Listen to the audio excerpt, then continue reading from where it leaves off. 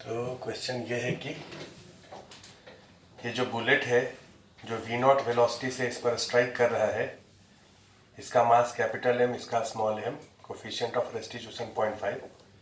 तो कॉलिजन के बाद ये जो कैपिटल M ब्लॉक है इसका मैक्सिमम डिफ्लेक्शन कितना होगा। क्वेश्चन लिखिए, find maximum deflection of capital. यहाँ देखिए, पहले इसका और इसका कॉलिजन होगा। ये पार्टिकल और इस बॉडी के बीच में कॉलिजन होगा। इसका कॉमन नॉर्मल का डायरेक्शन ये है। कॉमन नॉर्मल का पॉजिटिव डायरेक्शन इसको ले लेते हैं। कॉलिजन के बाद इसका और इसका वेलोसिटी लेट कर लेते हैं।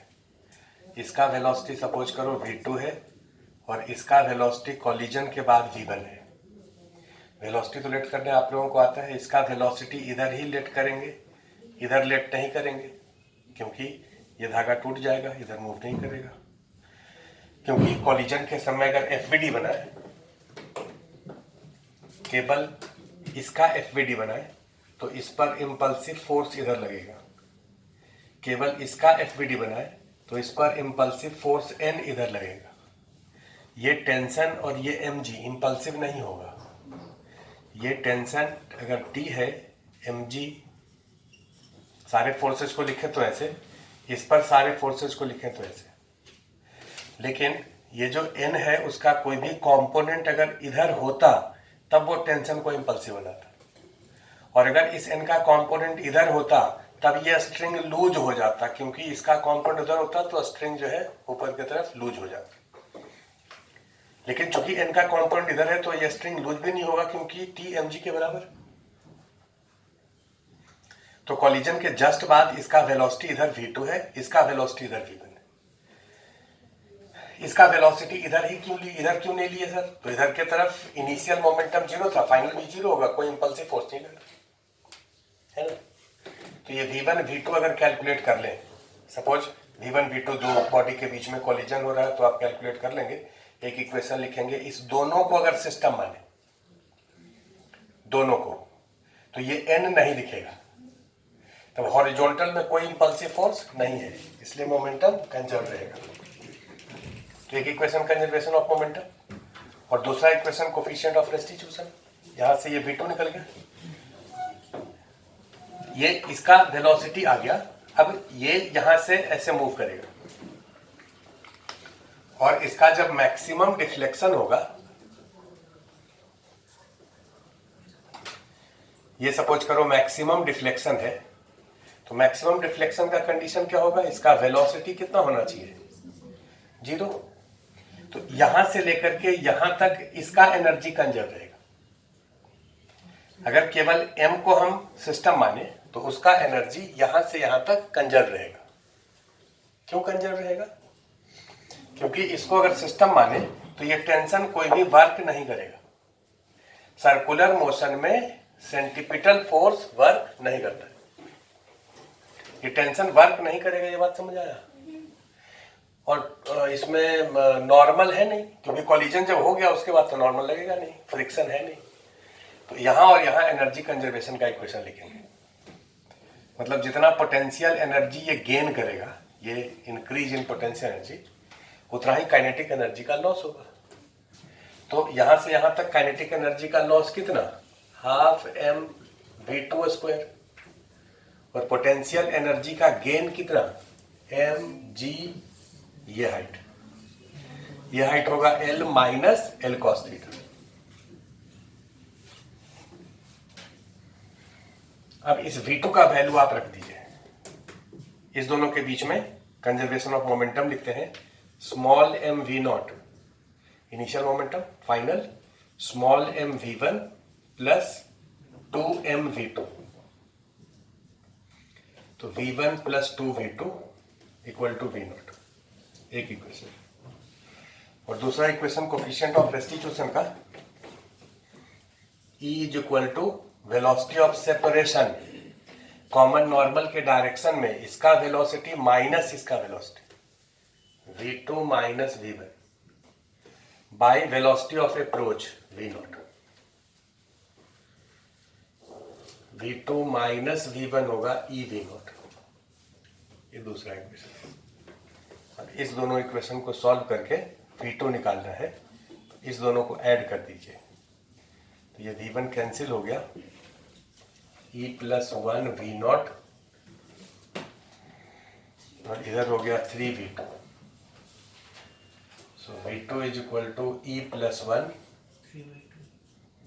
v0 बाई 3 और e का वैल्यू 1.5 है तो 1.5 से कट गया तो v0 बाई 2। तो v2 का वैल्यू v0 बाई 2 है, इसको यहाँ रख दीजिए, half v0 square by 4 gl1 minus cos theta, v0 square by 8 gl 1 minus cos theta, cos theta equal to 1 minus v0 square by 8 gl। Theta का value होगा cos inverse theta, maximum reflection इतना होगा। अब इसमें सवाल ये उठता है कि आप एनर्जी इसका यहां पर और यहां पर कंजर्व किए, ये तुमसे सवाल है, यहां और यहां पर एनर्जी किसका कंजर्व किए, कैपिटल एम का। इस दोनों का अगर एनर्जी कंजर्व कर ले यहां पर और मतलब इनिशियल और फाइनल, मतलब कॉलिजन के पहले कॉलिजन के बाद, ऐसा कर सकते हैं। मतलब वो जब उसको स्ट्राइक किया उसके पहले उसके बाद, हाँ, कॉलिजन से पहले एनर्जी इसका कितना है, half M we naught square, और कॉलिजन के बाद कितना है तो इसका half M V two square और इसका half M V one square. वो इक्वेशन लिख सकते हैं। नहीं क्योंकि फिर इनिशियली जो उसके पास है फिर वो दोनों का इधर लग रहा है ना। क्यों लिख सकते हैं, सर क्योंकि कुछ तो एनर्जी डिफॉर्मेशन, एनर्जी लॉस होता है, कॉलिजन के पहले और बाद एनर्जी कंजर्वेशन नहीं लिखते। तुम कहोगे सर इलास्टिक कॉलिजन होगा तब तो लिख सकते हैं, तब लिख सकते हैं, पहले और बाद काइनेटिक एनर्जी सेम लिख सकते हैं, लेकिन आप लिखेंगे नहीं क्योंकि काइनेटिक एनर्जी में स्क्वायर क्वाड्रेटिक का टर्म आता है और कोफिशिएंट ऑफ रेस्टिट्यूशन में लीनियर इक्वेशन आता है, तो ये लिखना ज़्यादा प्रेफरेबल है रेदर देन काइनेटिक एनर्जी को कंजर्व करें। तो कॉलिजन से पहले और बाद में एनर्जी कंजर्वेशन आगे से नहीं लिखेंगे, है ना। अगर कोई पूछे काइनेटिक इलास्टिक में लिख सकते हैं, बोले हाँ लिख तो सकते हैं, लेकिन आपको दो ही इक्वेशन चाहिए ना, दो वेरिएबल के लिए, तो एक तो मोमेंटम इक्वेशन लिखेंगे, दूसरा कोफिशिएंट ऑफ रेस्टिट्यूशन लिखेंगे।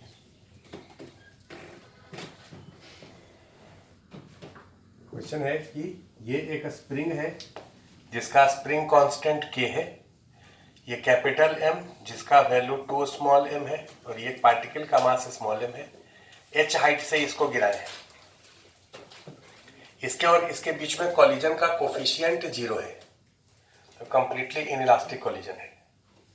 तो बताइए कि इस स्प्रिंग का मैक्सिमम इलोंगेशन कितना होगा, मैक्सिमम इलोंगेशन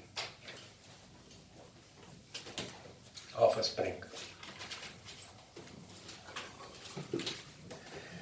क्वेश्चन सॉल्व करने में तुम्हारा दिमाग तीन ही इक्वेशन पर अभी जाएगा, क्योंकि अब तक मैकेनिक्स में आप जो इक्वेशन पढ़े हैं, लॉज ऑफ मोशन में फोर्स इक्वेशन पढ़े हैं, वो तब लगाते हैं जब एक्सेलरेशन निकालना होता है।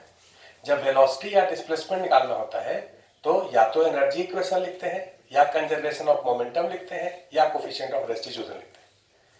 तो अभी जो आज जो भी क्वेश्चन करने जा रहे हो कि एक्सेलरेशन निकालने के लिए दे नहीं रहे हैं, तो आपको यही तीन इक्वेशन के बारे में सोचना है कि कब एनर्जी इक्वेशन लिखें, कोफिशिएंट ऑफ रेस्टिट्यूशन और मोमेंटम कंजर्वेशन। क्या देखो, इस वाले पार्टिकल को आप यहां से रिलीज किए, ये यहां से गिरना शुरू हुआ, कॉलिजन से जस्ट पहले इसका वेलोसिटी नीचे की तरफ 2gh अंडर रूट है। अब कॉलिजन करिए, इसका इसके साथ कॉलिजन हुआ और ये नॉर्मली स्ट्राइक किया है। कैसे स्ट्राइक किया है, नॉर्मली। तो कॉलिजन के बाद दोनों साथ साथ मूव करेगा, क्योंकि कोफिशिएंट ऑफ रेस्टिट्यूशन 0 है। कॉमन नॉर्मल में कॉलिजन के बाद कोई वेलोसिटी नहीं होगी। इसका वेलोसिटी सेम होगा, सपोज वेलोसिटी v है। ये बात समझ आया? इसका वेलोसिटी v कितना होगा ये हम लोग कैलकुलेट कर सकते हैं। इसका वेलोसिटी पूरे सिस्टम का कैसे कैलकुलेट करेंगे? तो कहोगे देखिए कोफिशिएंट ऑफ रेस्टिट्यूशन तो आप लिख दिए, तभी तो v1 v2 बराबर कर दिए। अब दूसरा इक्वेशन मोमेंटम कंजर्वेशन लिखेंगे। अगर इस दोनों को सिस्टम ले तो कौन कौन सा फोर्स लग रहा है? अगर दोनों को सिस्टम ले तो कौन कौन सा फोर्स लग रहा है? कहो देखिए इसका वेट mg लगेगा, इसका वेट mg लगेगा, और ये स्प्रिंग फोर्स ऊपर लगेगा। इस समय जब ये ब्लॉक यहां पर था तो स्प्रिंग थोड़ा सा तो इलोंगेटेड था।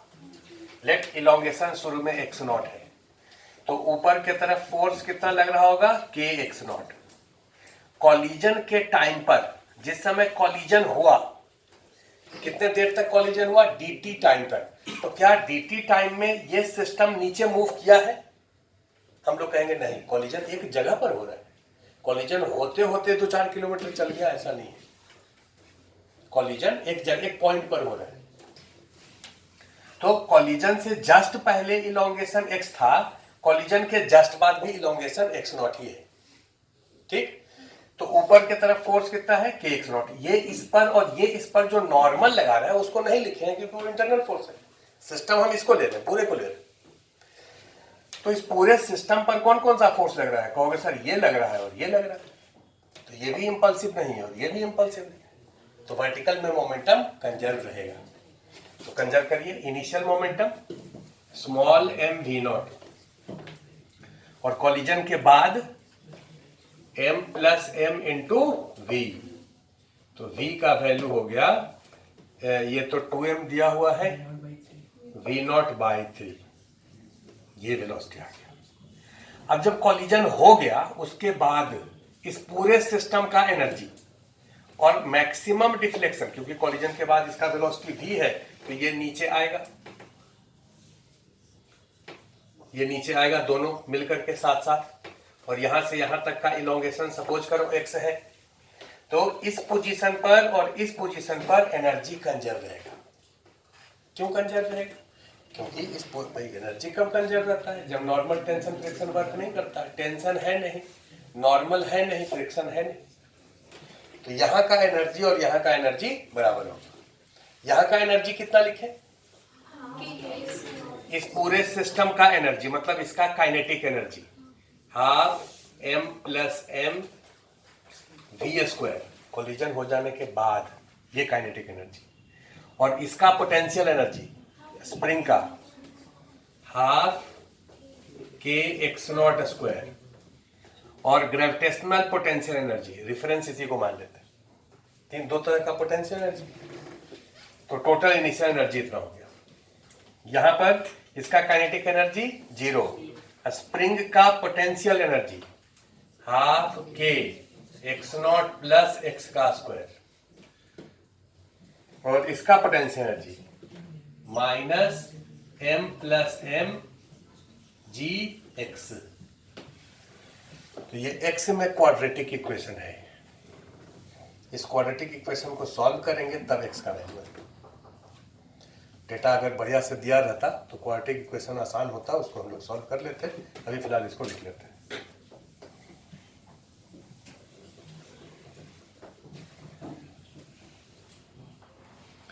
At the time of inelastic collision, completely inelastic collision,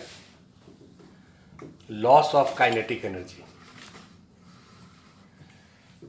completely inelastic collision अगर इसके बीच में हो रहा है तो लॉस ऑफ काइनेटिक एनर्जी कितना होगा ये हम लोग कैलकुलेट किए। इसका kinetic energy half m v0² minus इस पूरे सिस्टम का काइनेटिक एनर्जी, क्योंकि कंप्लीटली इलास्टिक कॉलिजन में दोनों साथ साथ मूव करेगा, तो half m plus m v², और v का वैल्यू निकालेंगे मोमेंटम कंजर्वेशन से। तो इसका वैल्यू होगा half mu r into v relative का स्क्वायर। ये लॉस होगा।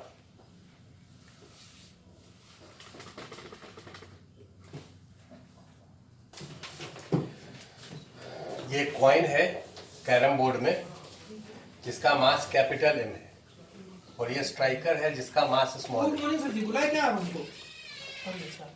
तो ये कैरम बोर्ड का डिस्क है जिसका मास कैपिटल एम, इसका मास स्मॉल एम स्ट्राइकर का, लेकिन स्ट्राइकर जो है वो इस लाइन पर स्ट्राइक नहीं किया गया है। अगर स्ट्राइकर का सेंटर यहाँ पर होता और इस डायरेक्शन में स्ट्राइक करते तो इसको हेड ऑन कॉलिजन करते। ये व्हाइट बोर्ड को हॉरिजॉन्टल मानिए, ये वर्टिकल नहीं है, कैरम बोर्ड हॉरिजॉन्टल होता है। इसको आप यहाँ पर ये डिस्टेंस इस लाइन का और इस स्ट्राइकर का जो वेलोसिटी है उसका ये डिस्टेंस डी दिया हुआ है, ये आकर के इससे स्ट्राइक करता है जिसका कोफिशिएंट ऑफ रेस्टिट्यूशन ई है। तो बताइए कॉलिजन के बाद दोनों का वेलोसिटी कितना होगा। देखो, find velocity of small M and capital M disc after collision. तो ये जो स्ट्राइकर है, ये स्ट्राइकर सपोज करो यहाँ पर आकर के इस पॉइंट पर कोलाइड किया। उस समय स्ट्राइकर का वेलोसिटी कॉलिजन से पहले ये था v नॉट। स्ट्राइकर का वेलोसिटी कॉलिजन से पहले था v नॉट और स्ट्राइक इस पॉइंट पर किया है। कॉमन नॉर्मल अगर लिखे, ये इस पर जो फोर्स लगाएगा वो इस डायरेक्शन में लगाएगा क्योंकि इस पॉइंट पर नॉर्मल सेंटर से पास करेगा, और ये इस पर जो फोर्स लगाएगा वो इस डायरेक्शन में लगाएगा। तो कॉमन नॉर्मल का डायरेक्शन अगर लिखे तो कॉमन नॉर्मल का डायरेक्शन ये होगा।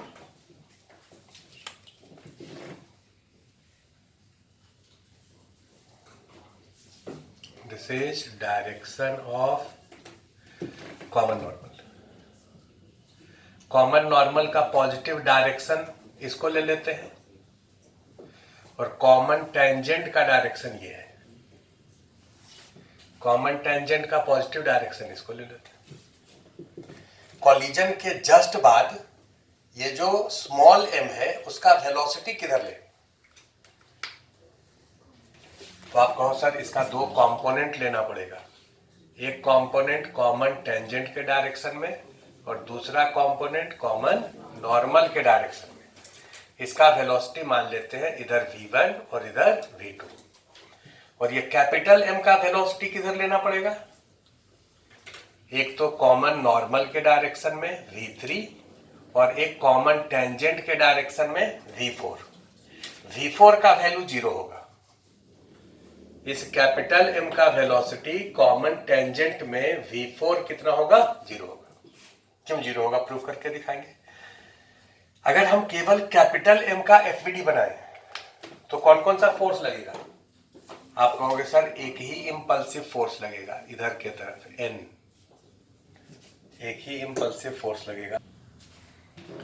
कैपिटल M पर केवल एक ही इंपल्सिव फोर्स इधर लगेगा N, और ये इस पर जो फोर्स लगाएगा वो इधर के तरफ होगा N। बाकी इसका वेट mg किधर, ये व्हाइट बोर्ड को हॉरिजॉन्टल रखिए तो mg नीचे लगेगा और बेस जो नॉर्मल लगाएगा ऊपर लगेगा, एक दूसरे को बैलेंस कर देगा। तो उस फोर्स को नहीं लिख रहे हैं। तो अगर हम केवल इसको सिस्टम माने, ध्यान से देखो, अब ज्यादा से लिख नहीं रहे, केवल हम एक बार देख करके आपको समझा रहे हैं। केवल इसको सिस्टम अगर माने तो इस n का इधर कंपोनेंट नहीं है। इस वाले कैपिटल M पर क्या कॉमन टेंजेंट में कोई इंपल्सिव फोर्स लगेगा, नहीं, तो इसका मोमेंटम इधर कंजर्व रहेगा। इनिशियल मोमेंटम इधर कितना था, 0, क्यों, क्योंकि वेलोसिटी 0 था। फाइनल मोमेंटम भी इधर कितना होगा, 0, इसलिए इसका वेलोसिटी 0 है। लेकिन इसका वेलोसिटी इधर 0 नहीं होगा, इसका वेलोसिटी इस डायरेक्शन में था v नॉट। अगर ये एंगल को हम थीटा मान लें तो v नॉट का इधर कंपोनेंट है v नॉट कॉस थीटा, इधर v नॉट साइन थीटा, तो इसका वेलोसिटी इधर के तरफ v नॉट साइन थीटा रह जाएगा। क्योंकि केवल इसको सिस्टम माने तो इधर मोमेंटम कंजर्व रहेगा, है ना जी। तो इसका वैल्यू आ गया v2 का वैल्यू। अब हमको केवल V1 और V3 इसका वैल्यू निकालना है। तो V1 और V3 का वैल्यू निकालो। इस दोनों को अगर सिस्टम माने तो मोमेंटम इधर कंजर्व रहेगा कि नहीं रहेगा? कॉमन नॉर्मल में रहेगा कि नहीं रहेगा? तो इस दोनों को सिस्टम मान करके कॉमन नॉर्मल में कंजर्वेशन ऑफ मोमेंटम लिख दीजिए। बोलो, इसका मोमेंटम इधर की तरफ तो शुरू में ऐसे था, small m v0 cos theta, और इस पूरे का तो small m v1 plus capital M v3, ये पहला इक्वेशन। और दूसरा इक्वेशन कोफिशिएंट ऑफ रेस्टिट्यूशन का, ये पॉइंट ऑफ कॉलिजन है, यहां पर वेलोसिटी ऑफ सेपरेशन इस डायरेक्शन में v3 माइनस v1, और वेलोसिटी ऑफ अप्रोच इस डायरेक्शन में v0 cos थीटा। ये दो इक्वेशन है और दो अननोन है, इसको सॉल्व करेंगे तो v1 v3 आ जाएगा। ये थीटा कितना होगा तो वो आपको दिया हुआ है, कैसे सो देखो, ये डिस्टेंस d है, इस लाइन और इस लाइन के बीच का डिस्टेंस कितना है d, और इसका रेडियस स्मॉल r, इसका रेडियस कैपिटल R, ये दिया हुआ। तो यहां से यहां तक का डिस्टेंस r प्लस r, अगर ये दोनों इक्वल हो जाए तो डिस्टेंस 2r, और ये डिस्टेंस भी r दे दे भाई सिंप्लिसिटी के लिए, तो इसका वैल्यू 30 डिग्री हो जाएगा। अभी फिलहाल आप लिख सकते हो this sine theta is equal to d by r plus r, और cos थीटा का वैल्यू सिमिलरली आप निकाल सकते हैं। ये क्वेश्चन सॉल्व हो गया।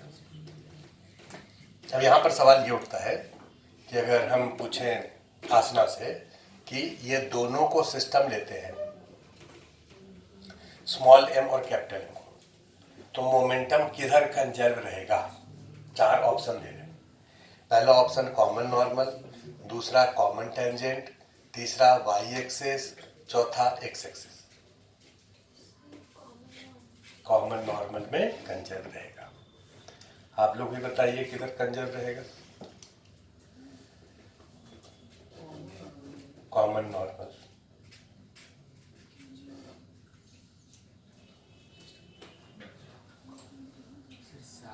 वो देखो सही बताएगी,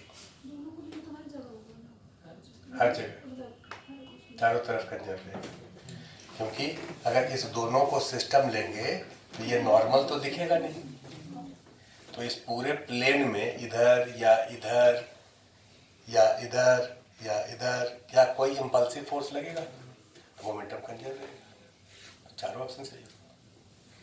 केवल हम कैपिटल M को सिस्टम लें तब किधर मोमेंटम कंजर्व रहेगा? तब केवल कॉमन टेंजेंट में रहेगा। केवल इसको ले तब भी कॉमन टेंजेंट, दोनों को ले तो सब डायरेक्शन में रहेगा।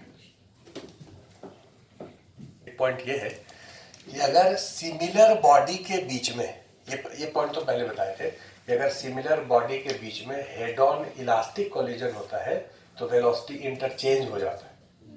आज अगला पॉइंट बता रहे हैं कि अगर सिमिलर बॉडी के बीच में ऑब्लिक इलास्टिक कोलिजन होता है, ऑब्लिक का मतलब दोनों का एक्सिस सेम नहीं है, तब वेलोसिटी परपेंडिकुलर हो जाता है। वेलोसिटी क्या हो जाता है? परपेंडिकुलर। ये प्रूफ पहले कर दे रहे, फिर आपको लिख पाएंगे। तो पॉइंट हम ये प्रूफ करने जा रहे हैं कि अगर ये दोनों बॉडी सिमिलर है, तो सिमिलर है का मतलब small m is equal to capital M और small r is equal to capital R। अगर ये सिमिलर बॉडी है और इलास्टिक कोलिजन है, मतलब E का वैल्यू 1, और ऑब्लिक है, तो ऑब्लिक तो है ही, ऑब्लिक का ही केस लिया ना। तो ये इक्वेशन और ये इक्वेशन कितना लिखाएगा? ये इक्वेशन क्या लिखोगे? m v0 cos theta equal to, ये और ये दोनों बराबर है तो m को कैंसिल कर दें, तो राइट साइड में क्या हो जाएगा? v1 प्लस v3, और यहां पर e का वैल्यू 1 कर दो तो v3 minus v1 v0 cos theta. v3 कितने के बराबर? v0 cos थीटा हो गया ना, और v1 कितने के बराबर? 0। v1 कितने के बराबर? 0। इसका मतलब ये कि इसका वेलोसिटी इधर के तरफ v3 होगा v0 cos थीटा, और इसका वेलोसिटी इधर के तरफ नहीं होगा, केवल इधर के तरफ होगा। इधर वाला कंपोनेंट तो रहेगा ही, कितना होगा v0 sin थीटा। इसका मतलब कॉलिजन के बाद इसका वेलोसिटी कॉमन नॉर्मल में होगा और इसका वेलोसिटी कॉमन टेंजेंट में होगा। एक का कॉमन नॉर्मल में होगा, दूसरे का कॉमन टेंजेंट में, दोनों परपेंडिकुलर हो गया। एक बात ये भी प्रूव करके देख लो कि भाई energy before and after collision same होना चाहिए, काइनेटिक एनर्जी, क्योंकि इलास्टिक कॉलिजन है। तो बिफोर कॉलिजन एनर्जी कितना, half M we naught square, after collision इसका प्लस इसका half M we naught square cos square theta, और इसका half M we naught square sine square theta, sum करेंगे तो half M we naught square. तो ये बात आप नोट करके एक बार लिख लीजिए, पहले नोट करके लिखो इसके नीचे, when collision is oblique elastic between similar body,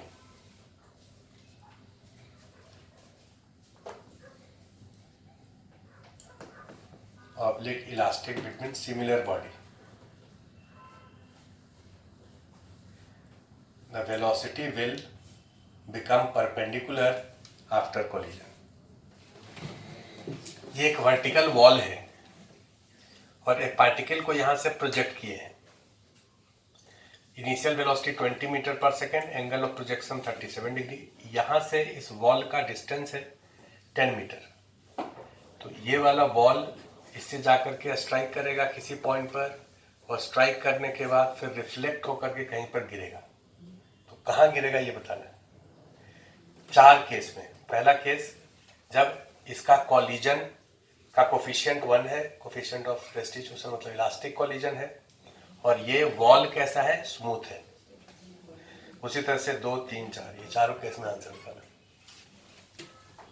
तो लिख लीजिए, find position of particle on ground after collision. देखो तो दूसरा हो सकता है तुमसे बन जाए, इस वाले पार्टिकल को प्रोजेक्ट किए हो, अगर ये वॉल नहीं होता तब ये पार्टिकल प्रोजेक्टाइल पाथ पर मूव करके और यहां आके गिरता। और हॉरिजॉन्टल रेंज कितना होता, फर्स्ट पार्ट को सॉल्व करें, हॉरिजॉन्टल रेंज कितना होता, तो 2ux uy बाई g, ये होता ना हॉरिजॉन्टल रेंज। 2ux 20 का x कंपोनेंट 16 और 20 का y कंपोनेंट 12, तो 2 इंटू 16 इंटू 12 बाई 10।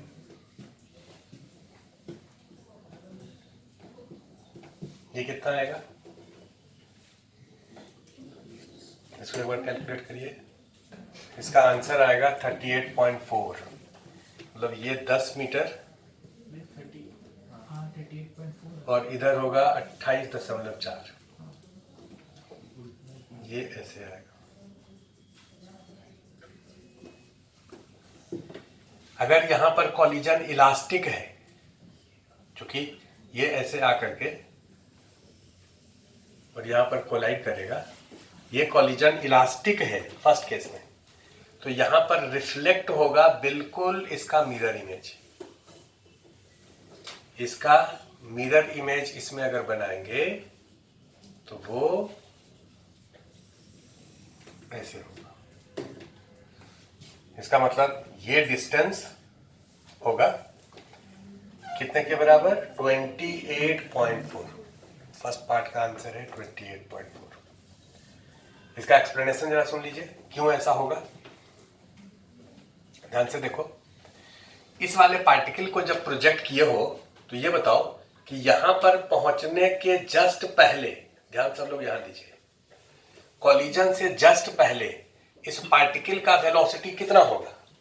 तो कहोगे सर हॉरिजॉन्टल में तो चेंज नहीं करेगा, हॉरिजॉन्टल में तो इसका वेलोसिटी 16 होगा, लेकिन ऊपर की तरफ वेलोसिटी 12 से घट जाएगा। कितना हो जाएगा तुम लोग निकाल सकते हो। कितना हो जाएगा बताओ जरा। अच्छा छोड़ो, ऊपर की तरफ वेलोसिटी कुछ होगा, सपोज करो ऊपर की तरफ वेलोसिटी v बाई है कॉलिजन के जस्ट पहले, है ना। कॉलिजन के जस्ट बाद क्या होगा, तो कहोगे देखिए यहां पर कॉलिजन करिए और कॉमन नॉर्मल का डायरेक्शन ये है, कॉमन नॉर्मल के डायरेक्शन में वेलोसिटी अपोजिट हो जाएगा क्योंकि वॉल रुका हुआ है और जितने वेलोसिटी से स्ट्राइक किया है ई टाइम्स वेलोसिटी से रिफ्लेक्ट होता है। तो यहां पर जो रिफ्लेक्ट होगा वो कितने से होगा, 16 से, लेकिन इस डायरेक्शन का वेलोसिटी चेंज नहीं करेगा, वाई डायरेक्शन का वेलोसिटी चेंज नहीं करेगा। ये बात समझ आया। अब इस बात को अलग से जरा तुम डायग्राम बना करके समझो। अगर तुमसे कहें कि ये एक टावर है, इस टावर का हाइट इतना है और यहां से एक पार्टिकल को प्रोजेक्ट किए हैं जिसका इधर वेलोसिटी दिया हुआ है, तो ये पार्टिकल इस पाथ पर आकर के यहां गिरेगा ना जी। अगर हम कहें कि ये वाला वेलोसिटी को केवल अपोजिट कर दे, इसको सेम रहने दें, तो कहोगे जैसा पाथ इधर होगा अभी बिल्कुल वैसा ही पाथ इधर हो जाएगा। बोलो ना। कॉलिजन से भाई अगर ये वॉल नहीं रहता मतलब यहां कॉलिजन नहीं होता, तो यहां पर वेलोसिटी का एक कंपोनेंट इधर दूसरा कंपोनेंट ऊपर होता, इसका पाथ ऐसा होता।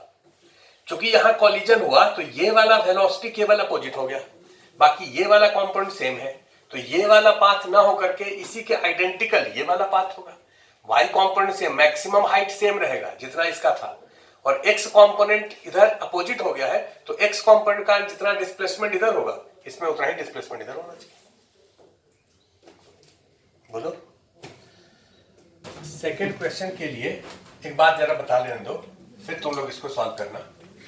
अगर आपसे ये पूछा जाए, ये प्रोजेक्टाइल का बात है कि एक टावर है और एक पार्टिकल को प्रोजेक्ट किए हैं जिसका इधर के तरफ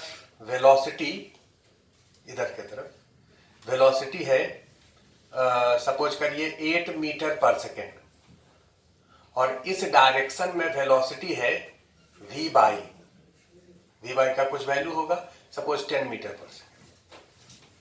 तो ये वाला पार्टिकल जो है ऐसे चल के यहां पर गिरेगा, बोलो ना। यहां से यहां तक आने में कितना टाइम होगा, वो टाइम केवल y कंपोनेंट पर डिपेंड करेगा, x कंपोनेंट पर डिपेंड नहीं करेगा। अगर तुमसे पूछे कि ये यहां से चल के यहां आया है कितना टाइम लगेगा, तो कहोगे सर इस टावर का हाइट h मान लेते हैं, यहां से यहां जब आया है तो नीचे के तरफ डिस्प्लेसमेंट कितना हुआ है h। इक्वेशन लिखो नीचे की तरफ, h is ut plus half at square, u कितने के बराबर -10t प्लस हाफ